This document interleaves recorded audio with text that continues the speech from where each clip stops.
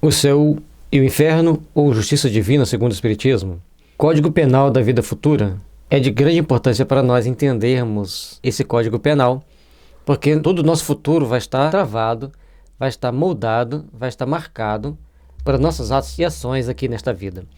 Por isso, faz necessário estarmos atentos na forma que nós vamos entender, que nós vamos procurar caminhar, na forma que nós vamos procurar realizar o melhor possível ao longo da nossa caminhada, ao longo da nossa existência, e de que forma nós estamos planejando e plasmando a nossa vida futura. Já pensou nisso?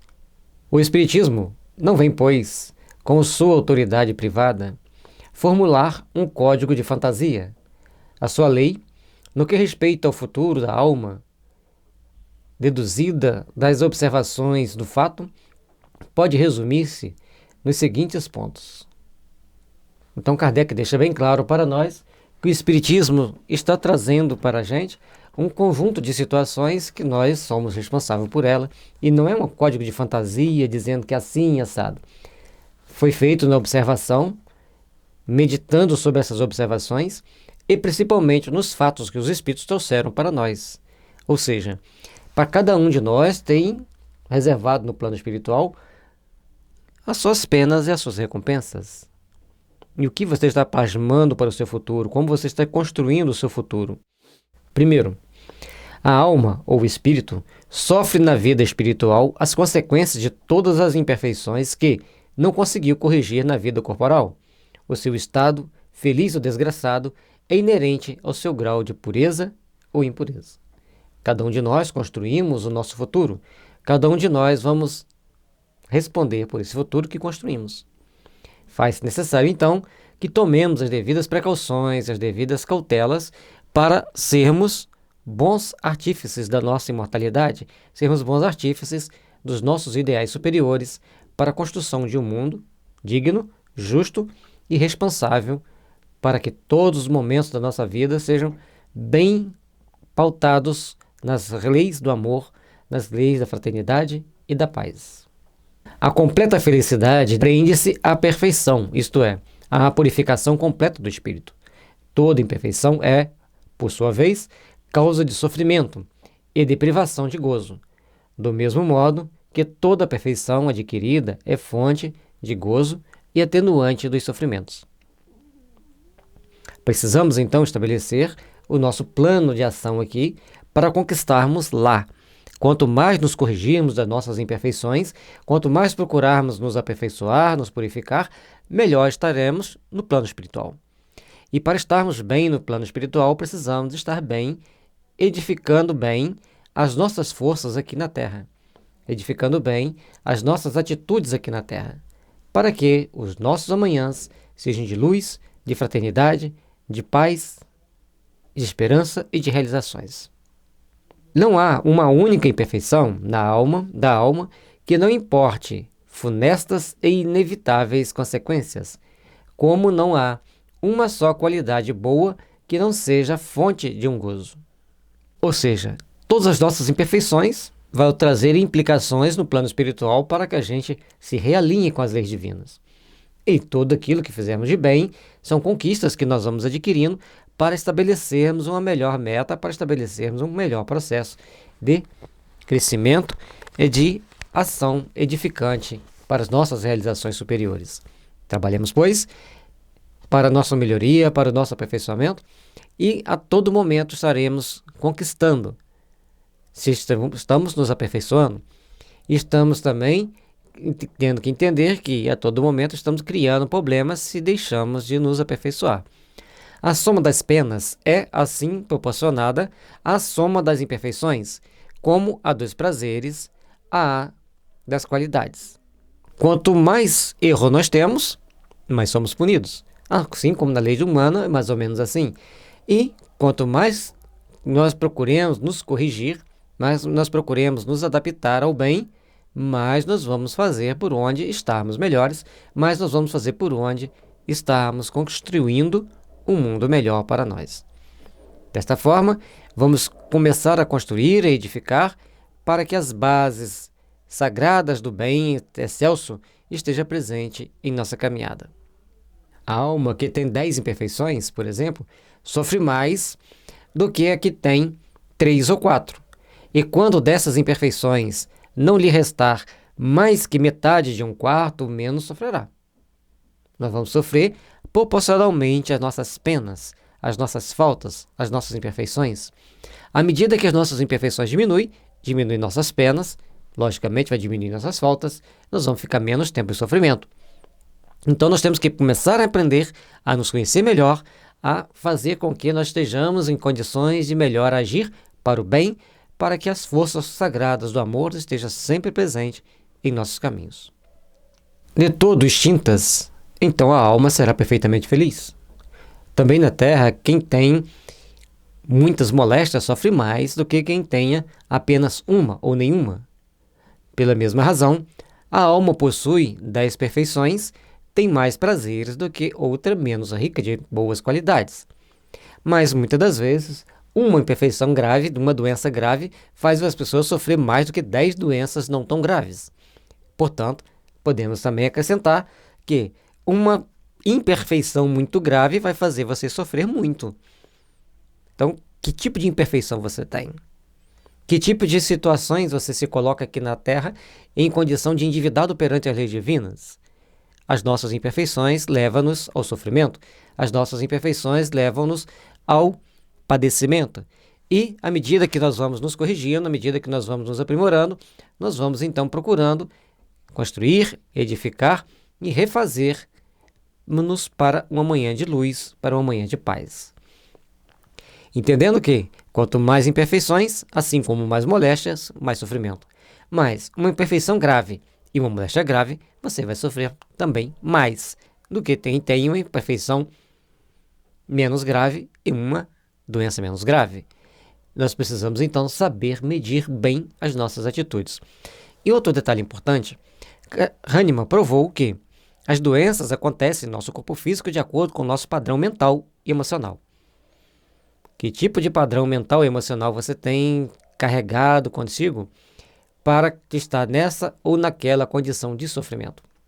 Quarto, em virtude da lei do progresso, que dá a toda alma a possibilidade de adquirir o bem que lhe falta, como de despojar-se do que tem de mal, conforme o esforço e vontade próprios, temos que o futuro é aberto a todas as criaturas. Deus não repudia nenhum de seus filhos. Antes, recebe-os em seu seio à medida que atingem a perfeição, deixando a cada qual o mérito de suas obras. Todos nós vamos caminhando na Terra para, encarnação após encarnação, livrarmos das nossas imperfeições e conquistarmos qualidades. O grande problema é que, muitas das vezes, nós nos comprazemos dos nossos defeitos e, às vezes, até fugimos um pouco das nossas qualidades. Façamos, pois, da nossa vida um motivo de grandes observações. Façamos, pois, da nossa vida um motivo de grandes reflexões, para procurarmos construir, edificar e fazer de nós uma fonte de luz, uma fonte de esplendor, para que sejamos aqueles que são artífices do bem, artífices do amor e da caridade. Queremos sempre observar onde estamos tendo nossos erros, para que nesta encarnação nós consigamos reduzi-los ao mínimo possível, a reduzirmos, por outro lado, reduzimos ao máximo que dermos condições de reduzir. E fazermos também as nossas qualidades crescerem ao máximo que tivermos condições de fazê-las crescer.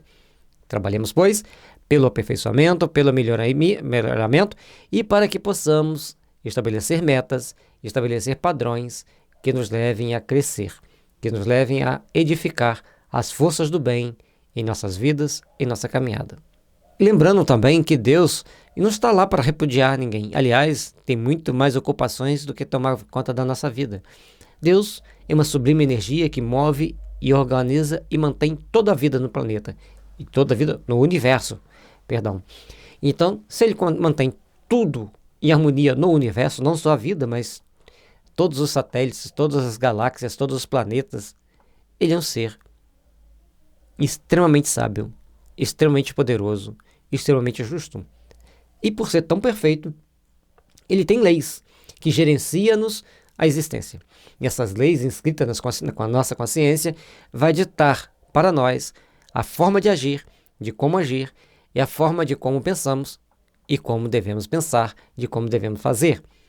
Ao longo da nossa existência, vamos trilhar por caminhos que nos levem a estarmos melhores, que nos levem a estarmos mais condizentes com a justiça divina.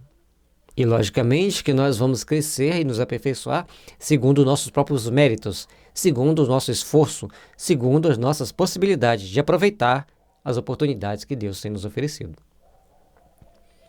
Quinto, dependendo o sofrimento da imperfeição, como o gozo da perfeição, a alma traz consigo o próprio castigo, o prêmio, onde quer que se encontre, sem necessidade de lugar circunscrito. Desta forma, nós vamos procurar entender que cada alma encarnada e cada espírito desencarnado, porque a alma é quando o espírito está preso ao corpo, e espírito quando ele está livre do corpo físico. Onde quer que estejamos, em qual etapa do plano espiritual nós estivermos, nós estaremos construindo, edificando, refazendo, remodelando a nossa existência para que tudo cresça, tudo resplandeça, tudo faça-se engrandecedor na nossa existência.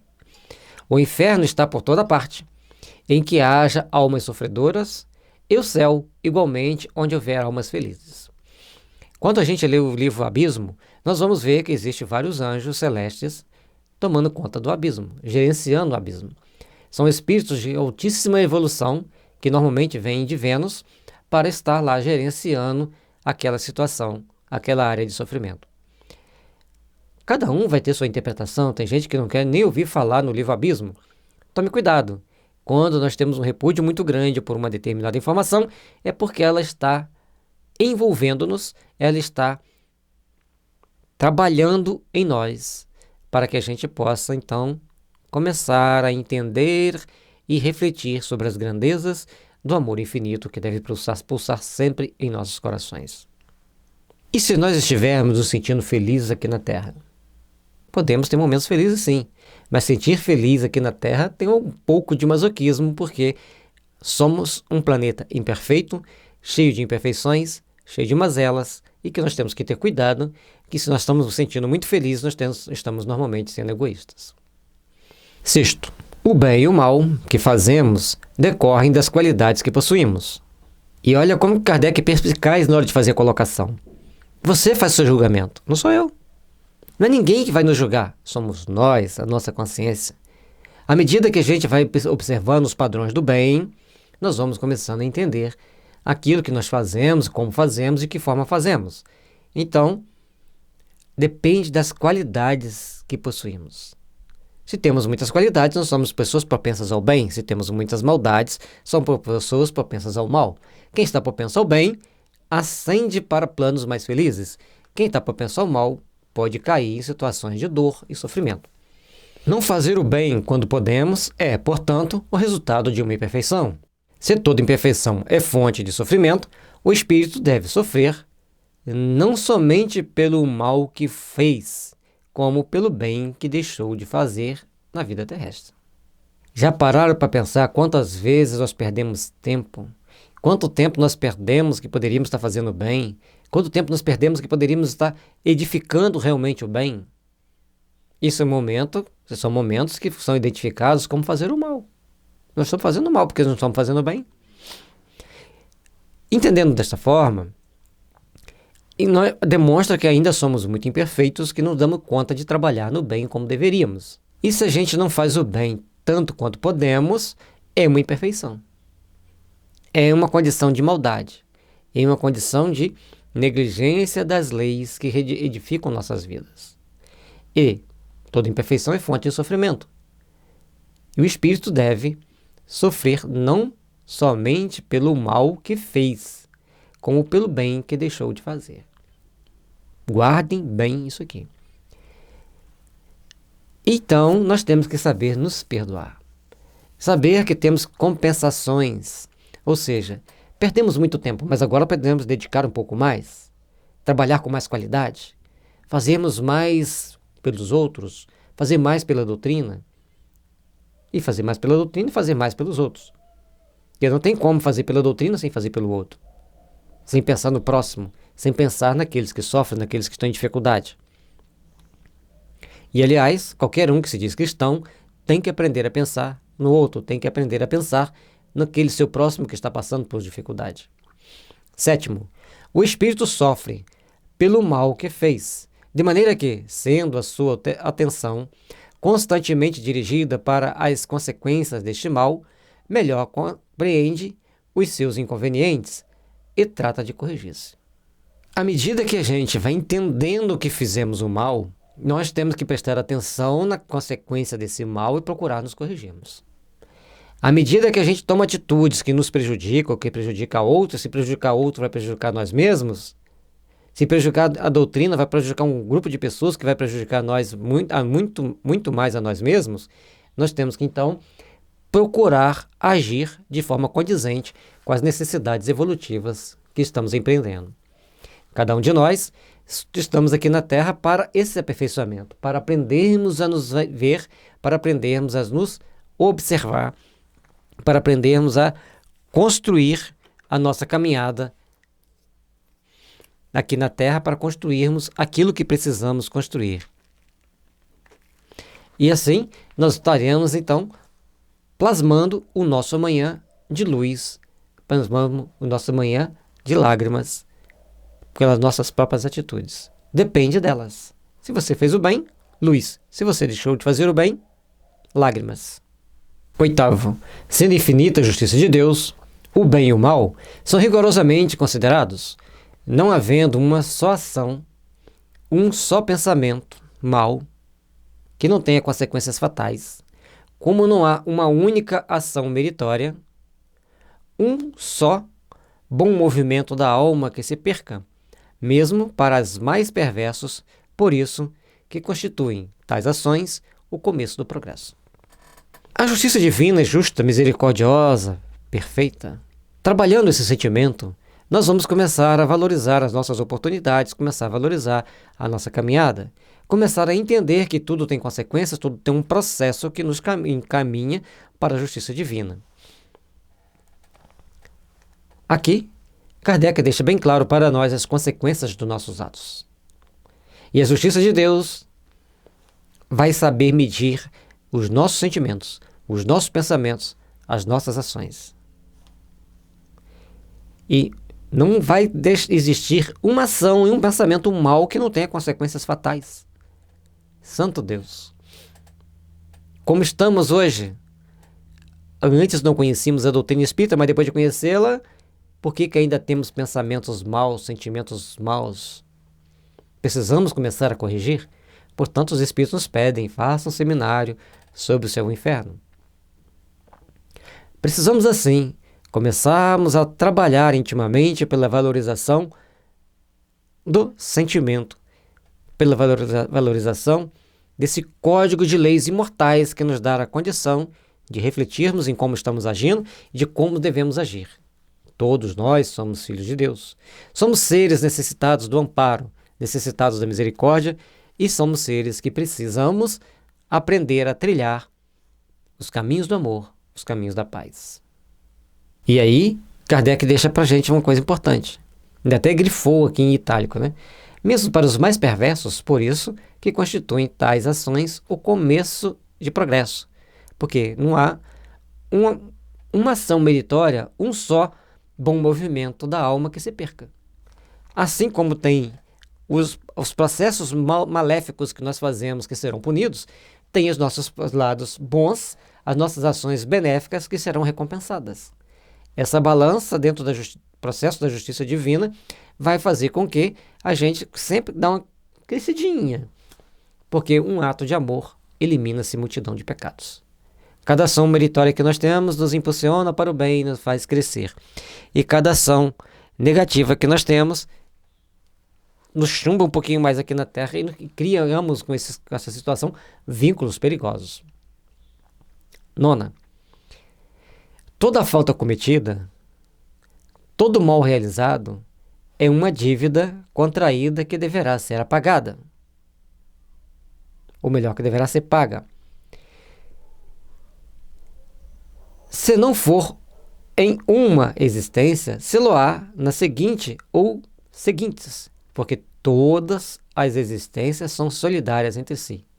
Aquele que se quita numa existência não terá necessidade de pagar a segunda vez, desde que quitou de verdade.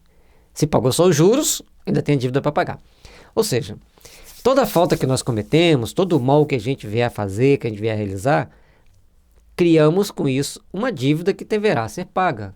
Criamos com isso uma dívida que fica marcada naquela existência para ser quitada ao longo dessa existência, ou no mundo espiritual, ou na próxima existência.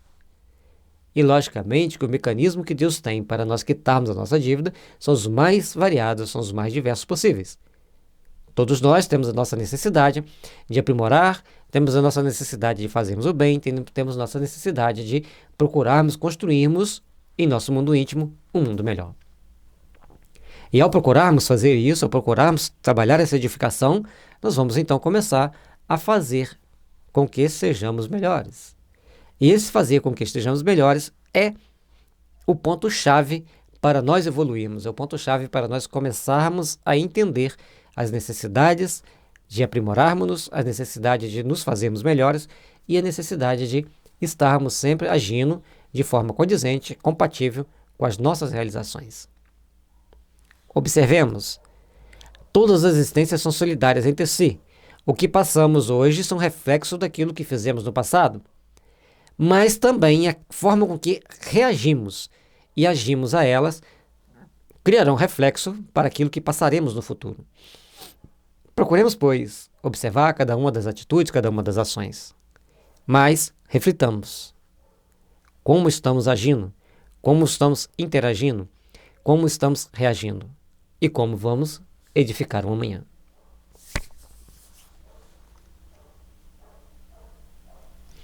Décimo, o espírito sofre, quer no mundo corporal, quer no mundo espiritual, a consequência das suas imperfeições. A miséria das vicissitudes padecidas na vida corpórea são oriundas das nossas imperfeições, são expiações de faltas cometidas na presente ou em precedentes existência.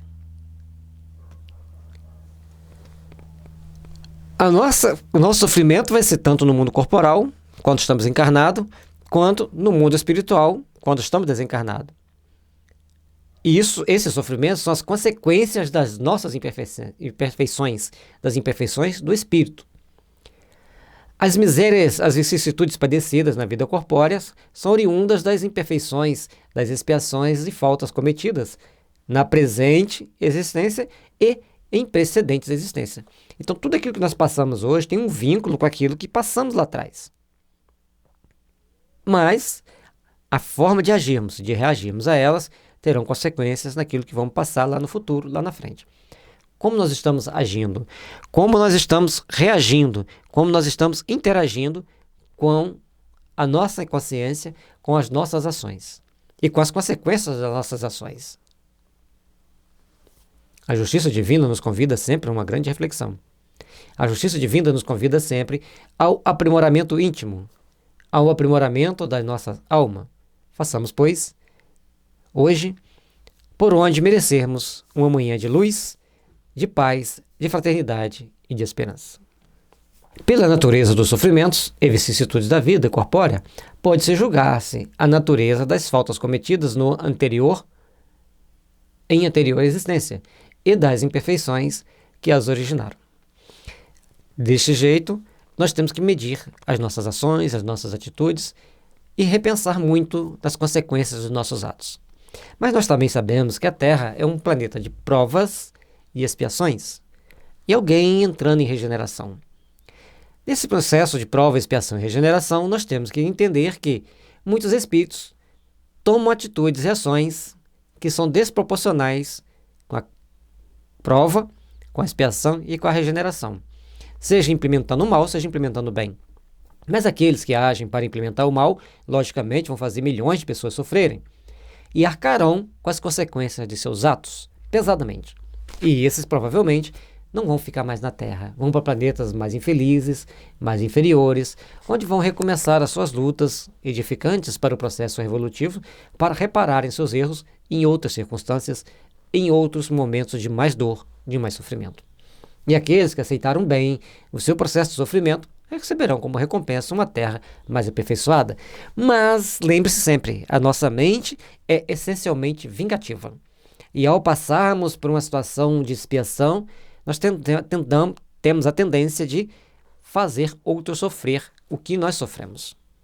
E aí, tchau, vai exilar em outro planeta. Nós temos que educar a nossa mente. E aí entra a homeopatia como as gotas divinas na alma humana para desbloquear energias e fazer com que aclaramos a nossa mente, aclaramos nosso entendimento e passemos a tomar atitudes condizentes com o Evangelho. Mas só tomar homeopatia não vai nos dar consciência. Só estudar o Evangelho não vai nos dar força para vencermos as imperfeições. Então, estudar o Evangelho e tomar homeopatia é um conjunto que te levará à perfeição espiritual. Importante entender isso. 11º. A expiação varia segundo a natureza e gravidade da falta, podendo, portanto, a mesma falta determinar expiações diversas, conforme as circunstâncias atenuantes ou agravantes em que for cometida. E aí é que vem as mais variadas situações. Às vezes, tem um terremoto forte numa determinada região. Muitos morrem, muitos se ferem e muitos também passam ileso. Nem cai nenhuma pedrinha sobre ele, ele não perde nada de material, não perde nada afetivo. Porque as leis são diferentes. E todos estão dentro do mesmo processo expiatório, passar pela experiência de um forte terremoto. Mas as consequências em cada um foi diferente e a reação de cada um àquela consequência também foi diferente. Precisamos, assim, começar a entender que as faltas vão determinar a expiação, mas a expiação, bem vivenciada, vai atenuar a próxima expiação. E a expiação mal atenuada vai determinar também a próxima expiação. E assim nós estaremos sempre em atenuantes e agravantes, de acordo com a situação cometida, com a situação vivenciada, com aquilo que nós temos carregado conosco. Tudo aquilo que nós procuremos plasmar, tudo aquilo que nós procuremos edificar e construir, vai trazer consequências para nós. Não há regra absoluta nem uniforme quanto à natureza e duração do castigo. A única lei geral é que toda falta terá punição e terá recompensa. Todo ato meritório segundo o seu valor. A questão da natureza e a duração do castigo não tem uma regra determinada assim, você vai ficar tantos anos no umbral, você vai ficar tantos anos em expiação, você vai ficar sua vida inteira passando por expiação aqui. Existe sim aquelas que uma pessoa nasce com degeneração que ele não pode nem se mexer, fica em cima de uma cama dependendo do outro para fazer tudo para ele. Não vai mudar. E o espírito vai ficar encarnado quanto tempo for necessário o seu processo de resgate. Por outro lado, quando nós começarmos a entender que existe uma lei geral que dá a falta e de acordo com a falta a punição e de acordo com os méritos, com as boas ações a recompensa, nós vamos ver que tudo tem um valor proporcional às ações que nós tomamos. E essa balança vai acontecendo o tempo todo e em cada balançar ela nos leva a subir um pouco. Certo? Nós começamos aqui embaixo e vamos subindo de acordo com o balançar. São poucas as pessoas que o balançar leva para baixo. A grande maioria, esse balançar de ações ruins e ações boas, é sempre as ações boas vai impulsionando a pessoa um pouco mais para cima. Vamos procurar compreender, vamos procurar agir, vamos procurar vivenciar os sentimentos de amor, de construção de um nosso mundo íntimo, para que a paz e a fraternidade esteja sempre presente, fazendo valer em nossos corações. A duração do castigo depende da melhoria do espírito culpado.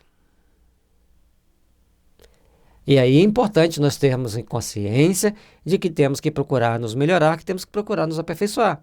Se a duração do castigo vai depender de como a gente vai se comportando, como que a gente vai se melhorando, procuremos então, desde agora, treinar a oração, a meditação, uma autoavaliação do que sentimos, irradiando sempre ao nosso redor as forças do bem, as forças do amor, as forças da caridade. Trabalhemos, pois, para que essa edificação esteja sempre presente, para que essa edificação esteja sempre se fazendo acontecer mais fortemente em nossos corações. Nenhuma condenação por tempo determinado lhe é prescrita. O que Deus exige por termo de sofrimento é um melhoramento sério, efetivo, sincero, de volta ao bem. Aí, como ele fala que Deus exige, Deus vai ficar lá olhando quem está melhorando, quem não está? São mecanismos que o próprio Espírito tem em sua consciência. Quando ele entende que ele tem que se melhorar, que ele fala assim, oh meu Deus, eu preciso me melhorar. Isso, para quem está em sofrimento no mundo espiritual, é uma oração fortíssima. Porque à medida que ele fala isso, primeiro, aqueles que estão ao redor dele vão procurar castigá-lo. Quem já leu o livro O Abismo sabe disso. Mas se ele for perseverante, se ele realmente quer melhorar, as próprias condições espirituais dele vai fazendo com que ele comece a ascender. E começa também a acender a sua luz. Obviamente que aqueles espíritos que gerenciam aqueles antros de sofrimento, pinçam aquele espírito e começam a levá-lo para os postos de socorro para que ele possa ser devidamente ajudado. Então, entender que a lei divina é de compensação. E também essa compensação visa nos educar, visa nos aprimorar. À medida que a gente vai se educando, que a gente vai se aprimorando, a gente vai dando passos importantes à nossa frente, a gente começa a nos melhorar, a gente começa a nos aperfeiçoar. Desse modo, o espírito é sempre o árbitro da própria sorte, podendo prolongar os sofrimentos pela pertinácia no mal ou suavizá-los e anulá-los pela prática do bem. Então, quando Kardec colocou fora da caridade não há salvação, é porque ele colocou para nós que nós temos que procurarmos sempre agirmos com a força dos nossos melhores sentimentos, com as forças dos nossos melhores ideais, para que o amor se faça presente constantemente em nossas vidas. Observemos, pois, aquilo que o Evangelho traz para nós, a forma com que o Evangelho nos convida a fazermos as devidas reflexões. E assim, estaremos trilhando o caminho da redenção, porque eliminando o mal, entendendo os princípios e ações do mal, nós vamos alcançar as bases sagradas que nos impulsionam para as realizações do bem, do amor e da fraternidade. Uma condenação por tempo predeterminado teria duplo inconveniente de continuar o martírio do espírito renegado ou de liberá-lo do sofrimento quando ainda permanece no mal. Ora, Deus, que é justo, só pune o mal quando existe e deixa de o punir quando não existe mais. Nas leis da justiça humana, tem lá quem tem bom comportamento pode ter sua pena atenuada na prisão. Pode ter uma liberdade condicional. A partir dali, ele pode ter até essa pena bem atenuada e ser posto em liberdade, desde que ele demonstre ter se modificado, ter se aprimorado. Mas, perante Deus, as coisas são muito mais complexas e mais amplas, porque você não tem que ter só um bom comportamento. Você tem que ter também boas ações, boas atitudes. À medida que você vai tendo bom comportamento e boas ações e boas atitudes, o que é o bom comportamento? É você não praticar mais o mal. E as boas ações e boas atitudes é você realmente fazer o bem. À medida que esse somatório de fatores vão acontecendo, você vai se aprimorando, você vai crescendo, você vai se tornando um espírito melhor. E é esse o motivo que nós temos, é essa condição que nós temos para crescermos, para aprimorarmos-nos, para nos melhorar. Por outra, o mal moral, sendo por si mesmo causa de sofrimento, fará este durar enquanto subsistir aquele, ou diminuirá de intensidade à medida que ele decresça. Vede capítulo 6, número 25, citação de Ezequiel. Lá atrás, no capítulo 6, aqui do céu e inferno, foi citado esse capítulo do Ezequiel, mostrando para a gente, que é o capítulo 11 de Ezequiel, mostrando para nós que Deus quer que cada um aperfeiçoe-se, melhore-se e construa o seu mundo íntimo melhor. A intensidade do sofrimento vai diminuir à medida que as nossas maldades também diminuam. Quanto mais a gente lê aqui, mais a gente acha modo de compensar a nós mesmos pelas nossas ações e principalmente também tomar atitudes que nos façam crescer, que nos faça nos aprimorar, que nos faça nos aproximar dos bons. 14º. Dependendo da melhoria do espírito, a duração do castigo,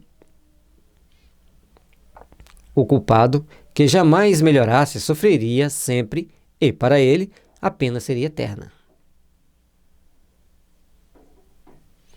Então, a pena depende da melhoria da pessoa. À medida que o espírito começa a querer se melhorar, o castigo vai atenuando. Se o espírito não procura se melhorar, o castigo vai se complicando. Então, nós precisamos ficar sempre atentos para procurarmos refletir sobre determinados princípios que o processo evolutivo nos dá, traz para nós e nos impulsionam para essa caminhada evolutiva, para essa caminhada de refazimento, de entendimento e de reconstrução. Uma condição inerente à inferioridade do espírito é não lobrigarem o termo da provação, acreditando-a eterna, como eterno lhe parece, deva ser um tal castigo. Só quero voltar aqui atrás um detalhe. Está aqui? Sim. No 14 mostrou para nós que, com a medida que a gente vai melhorando, a gente vai diminuindo as nossas culpas, a gente vai se aperfeiçoando e, por isso, a nossa pena diminui. Se a gente não se melhorar, a pena continua lá, o castigo continua lá. Entendendo isso, quando a gente lê André Luiz, eles vão em determinadas regiões de sofrimento, aquelas equipes, ele ia acompanhando aquelas equipes, para o resgate dos espíritos. E André Luiz e Hilário ficavam tomados de compaixão, de pena de ver determinados espíritos em tamanho sofrimento. E quando eles questionavam por que não ajudar aqueles que estavam lá naquela gritaria, eles diziam para ele o quê? Eles só apenas estão gritando que querem ajuda, mas não querem. Mais para frente vocês vão treinar, vocês vão aprender a saber quem é que quer realmente ser ajudado. E aqueles que querem ser ajudados, nós estamos recolhendo, nós estamos ajudando, nós estamos levando para instâncias de refazimento. Isso é importante que a gente entenda, porque estudar André Luiz, depois de a gente estudar Kardec, amplia a nossa percepção da vida. Uma condição inerente à imperfeição dos espíritos, quando ele não quer aprimorar-se, não fica cultivando aquele sentimento mal. Lá no livro Abismo tem aqueles que falam assim, tem 7.000 anos que eu estou aqui, mas não sei da vontade de Deus. Ele já perdeu a forma humana, mas ele continua afirmando que ele não cede à vontade de Deus e fica brigando contra Deus. E isso faz com que esses espíritos percam grandes oportunidades evolutivas. Mas é o momento dele que todos respeitamos. A eles as nossas melhores vibrações, nossos melhores sentimentos para que eles possam despertar para Deus, transformarem seus sentimentos e aprimorarem seus ideais para que as forças do bem envolvam a todos aqueles espíritos perdidos nas trevas e nos abismos da incompreensão e dos conflitos conscienciológicos. Se o espírito não quiser modificar, ele vai acreditar que a pena é eterna e vai se entregar gostosamente àquela pena eterna, como já explicamos que lá no abismo tem vários espíritos que pensam assim. Perpétuo é sinônimo de eterno. Disse o limite das neves perpétuas, o eterno gelo dos polos. Também se diz o secretário perpétuo da academia, o que não significa que o seja ad perpetuum, mas unicamente por tempo ilimitado. Aí você fala assim, mas um gelo do polo nunca mais vai derreter? Aí você fala assim, o aquecimento global está derretendo o gelo do polo. Então, os gelos do polo não são tão eternos quanto se imagina, nem como se pensa. Eterno e perpétuo se empregam, pois, no sentido de indeterminado. Ou seja, um tempo que você não sabe o quanto vai durar. Então você fala eterno, perpétuo, porque vai demorar muito tempo para você sair daquela situação. Nesta acepção, pode dizer-se que As penas são eternas, para exprimir que não têm duração limitada. Eternas, portanto, para o espírito que lhes não vê o termo. Quando você está no local, conversando agradavelmente com alguém, que você está aqui ouvindo esse vídeo, gostando do assunto, interessado pelo assunto, você nem vê quanto tempo ele durou. Mas se o assunto for chato, se a pessoa que estiver assistindo, estiver conversando com você, for uma pessoa que não te agrada muito, se aquilo ali está te incomodando muito, aí você passará por todas as dificuldades inerentes àquele processo, àquele ajuste. Quanto mais prazeroso é o momento daquilo que você está fazendo, menos você percebe o tempo passar. Quanto mais pesaroso, quanto mais desagradável, mais você percebe o tempo se estender, se estender, se estender. 16º, o arrependimento, conquanto seja o primeiro passo para a regeneração, não basta por si só. São precisas as expiações e reparação. Arrependimento é um grande passo, mas a partir desse arrependimento vêm-se as expiações e as ações reparadoras. Trabalhemos, pois, meus irmãos, para fazermos todo o bem possível, porque estamos reparando o passado e construindo o futuro. Estamos nos livrando de determinadas expiações dolorosas. Trabalhemos intimamente pela nossa melhoria, pelo nosso aperfeiçoamento. Procuremos, pois, construir um mundo, edificar um mundo, onde as bases sagradas do amor e da paz estejam sempre envolvendo-nos, impulsionando-nos e construindo-nos. Arrependimento, expiação e reparação constituem, portanto, as 3 condições necessárias para apagar os traços de uma falta e suas consequências. O arrependimento suaviza os travos da expiação, abrindo pela esperança o caminho da reabilitação. Só a reparação, contudo, pode anular o efeito, destruindo-lhe a causa. Do contrário, o perdão seria uma graça, não uma anulação. E para entendermos todo esse mecanismo, todo esse processo, entendamos que arrepender começa o momento da expiação. A reparação vai depender dos nossos atos. Não adianta ficarmos lá triste no cantinho, no umbral. Estou sofrendo, estou chorando aqui de arrependimento pelo que eu fiz. Não vai funcionar. Vai funcionar, fala assim, meu Deus, eu errei. Me dê a oportunidade de trabalhar para realizar o bem. Meu Deus, agora compreendo que sois eternamente amor, eterna força, eterna luz. Eu estou aqui perdido nas trevas da minha própria ignorância. Ajude-me, Senhor, a sair desse lamaçal, a sair dessa escuridão, a buscar a paz, o amor e a fraternidade. E, logicamente, que espíritos generosos virão te buscar, irão te levar para as instâncias de refazimento, onde você vai começar a treinar, a servir. E aí vem as necessidades de trabalhar. Em uma reparação e, às vezes, em uma expiação, você trabalhar em locais insalubres, fétidos, cheios de espíritos totalmente perdidos, perversos, com aqueles mesmos defeitos que você teve, que agora você tem que ir lá dar conselhos para eles, dar um passe neles, convidá-los a se refazerem intimamente, para que possamos todos crescer e voltar para o bem, para onde estivermos. Então, o arrependimento apenas suaviza os entraves daquele momento expiatório, mas você tem que fazer a sua parte. Você tem que fazer o seu trabalho de crescimento, seu trabalho de aperfeiçoamento. E a esperança abre um vasto caminho para você trabalhar no bem. A esperança abre um vasto caminho de oportunidades para você realizar o bem.